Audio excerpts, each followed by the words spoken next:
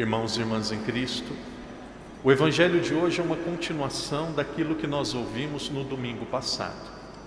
No domingo passado nós ouvimos que Jesus estava em Jerusalém e ao entrar no templo, Jesus havia percebido que o templo tinha se tornado como um covil de ladrões, um mercado, onde as pessoas vendiam animais, faziam trocas de moedas, faziam tudo aquilo que não deveriam fazer em um local sagrado como o templo.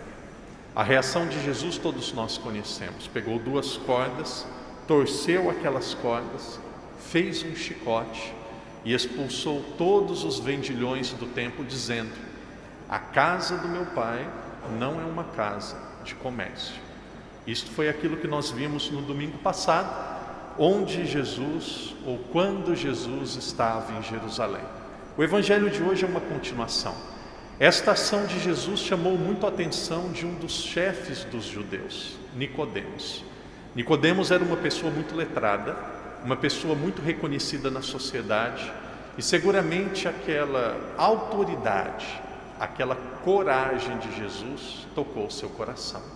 Então o Evangelho nos conta que à noite Nicodemos aproximou-se de Jesus e começou a questionar Jesus alguns assuntos sobre religião. E aqui entra o primeiro ponto.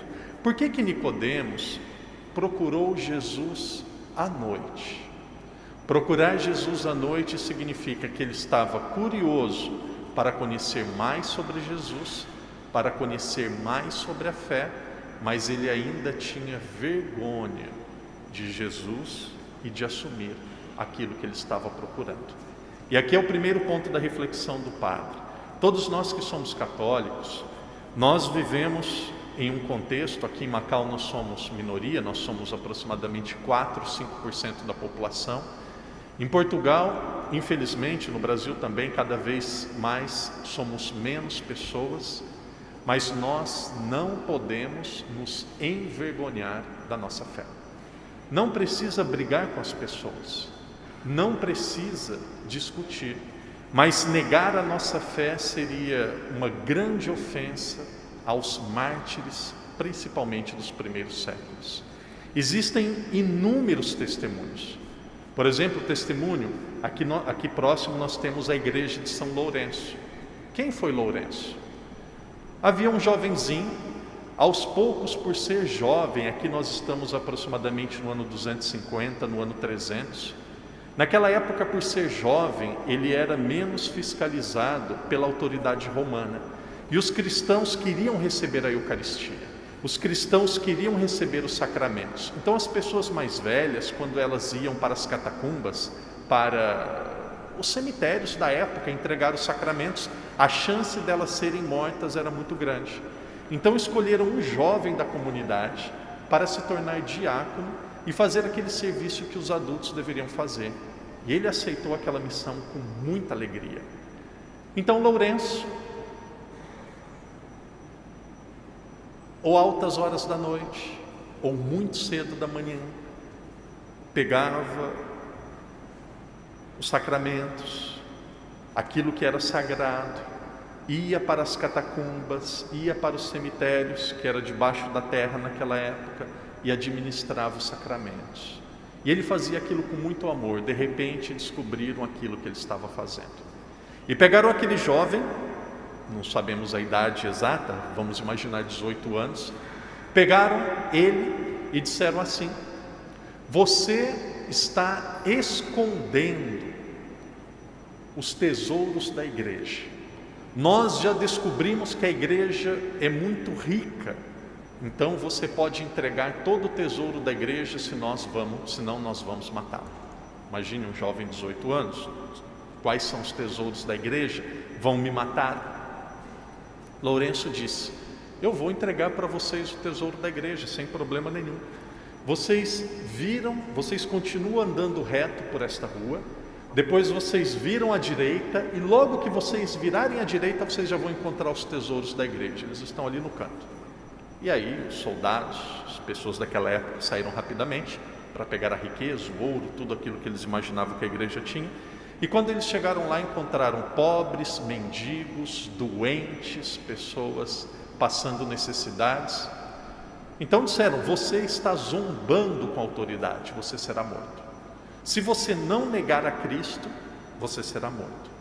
E ele disse: eu não vou negá-lo. Então conta a história que colocaram ele em uma churrasqueira, como se fosse em uma grelha. Nós temos a grelha, colocaram ele em cima e colocaram fogo. Quando ele estava sendo queimado, ele disse: deste lado já está assado, vire-me do outro lado também. E aí viraram e ele acabou morrendo, acabou falecendo.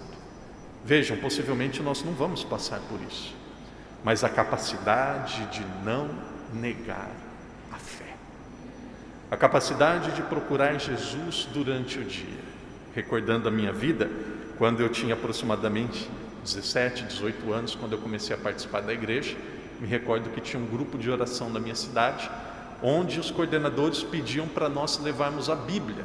Então tínhamos que ir para a igreja levar a Bíblia, e eu morria de vergonha dos meus amigos verem aquilo.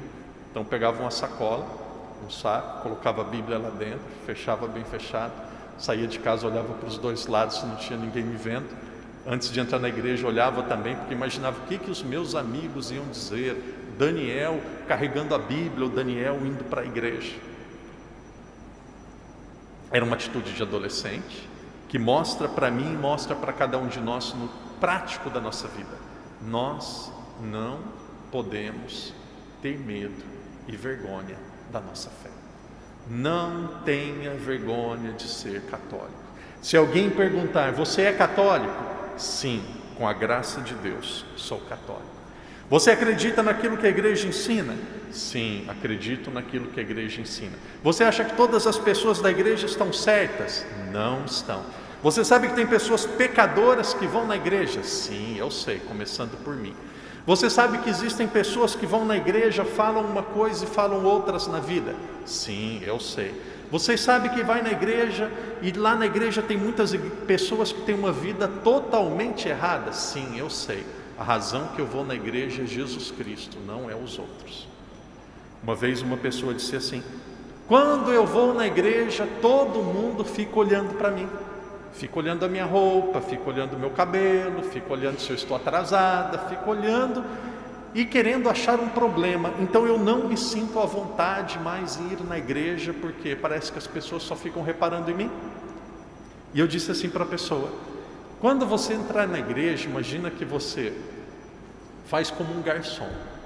Você abre assim a palma da sua mão, e aí você coloca um copo de água na sua mão, e você tem que ir para o banco, carregando o copo de água.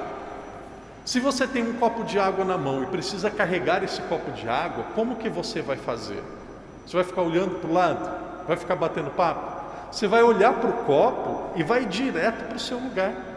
Então quem está na igreja, não se preocupe com aquilo que os outros estão falando, não se preocupe com aquilo que os outros estão vendo. É claro que nós somos irmãos e irmãs em Cristo, mas ninguém paga a sua conta, ninguém tem nada a ver com a sua vida. Tem pessoas que vivem escravas pensando naquilo que os outros vão dizer. Nem Jesus conseguiu agradar todo mundo.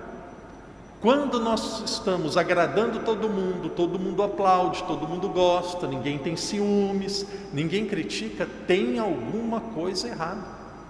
Cristianismo, de certa forma, gera conflito, gera dificuldades. E aqui entra uma grande lição para cada um de nós. Eu não gosto quando as pessoas ficam olhando para mim falando da minha vida. Eu também vou me esforçar para eu não ficar falando da vida dos outros. Então esta é a primeira lição. Nicodemos procurou Jesus à noite. Nós queremos procurar Jesus durante o dia. Nós queremos ter coragem de manifestar a nossa fé.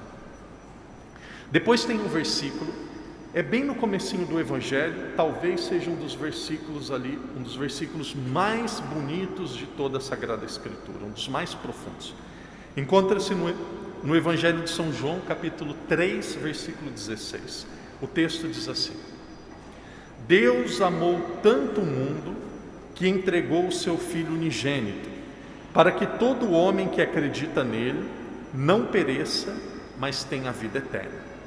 Se nós tivéssemos apenas este versículo do Evangelho, já daria para nós conhecermos aquilo que é Jesus, quem foi Jesus e o que deve transformar na nossa vida a partir de Jesus. Veja, Deus amou tanto o mundo que entregou o seu Filho unigênito, para que todo homem que acredita nele não pereça, mas tenha vida eterna.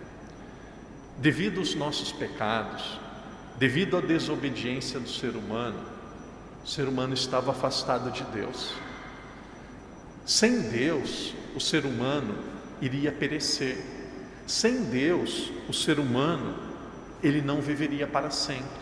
Jesus se tornou um de nós. Deus Filho se encarnou para nos salvar. Queridos irmãos e irmãs, a vida humana não é como a vida de um telemóvel, de um telefone celular que daqui a pouco fica velho e acaba. A vida do ser humano, por mais respeito que eu tenho aos animais, e tenho muito, São Francisco é o protetor dos animais, mas os animais, depois que eles morrem, a vida do animal acabou. Agora o ser humano, a vida do ser humano, a vida de fato começa a partir da nossa morte. É como se a vida aqui na Terra fosse apenas um treino, fosse apenas uma preparação. É como se a vida aqui na Terra fosse apenas um ensaio. Nós temos o coro aqui que canta sempre na missa. Se vocês forem no cartório da Sé toda quarta-feira à noite, vocês vão perceber que o coro está ensaiando. E quando eles estão ensaiando, às vezes eles erram, voltam, às vezes um corrige o outro, não tem problema nenhum. Quarta-noite é o dia do ensaio. Mas na missa não pode fazer como no ensaio. A missa é diferente. Então a vida que nós temos aqui na terra, comparando com o coro, é como se fosse quarta-feira à noite. Nós estamos ensaiando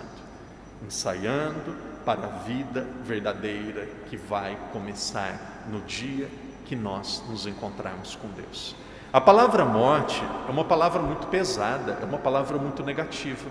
Nós devemos trocar a palavra morte pela palavra abraço com Deus. No dia que nós falecemos, Deus não vai estar esperando com cada um de nós com um chicote. Deus vai estar esperando por cada um de nós com os braços abertos. E aquelas pessoas que viveram aquilo que Deus pediu, como se fosse um imã, vão se aproximar dele e vão viver com ele para sempre. Aquelas pessoas que não viveram, é como se elas tivessem uma repulsa. Elas serão afastadas de Deus, e aqui nós chamamos da condenação eterna. Veja, quem vai nos julgar somos nós mesmos. Algumas pessoas, sabe quando encaixa? Sabe quando as peças se encaixam? Sabe quando você encontra uma pessoa que você se torna muito amigo, uma pessoa que você gosta, parece que encaixou? É assim a vida eterna. Você viveu para Deus e depois, quando você faleceu, você encontra-se com Ele e fala: é isso, eu vivi, eu quero, eu esperei. E aí tem a vida eterna. Por que a vida é eterna? Por que a salvação aconteceu a cada um de nós? E aqui entra algo belíssimo. Jesus disse a Nicodemos: como Moisés levantou no deserto uma haste, um pedaço de pau, e colocou uma serpente, o Filho do Homem, Jesus, também será colocado em uma haste, será colocado em um madeiro, e aqueles que olharem para ele serão salvos. Antes do encerramento da reflexão, só explicando o que significa essa passagem de Moisés. Lá no Antigo Testamento, e o Antigo Testamento é todo simbólico. Quando nós olhamos o Antigo Testamento, ele está falando de Jesus. Por exemplo, o que aconteceu com a libertação do povo do Egito? O povo ficou aproximadamente 400 anos no Egito.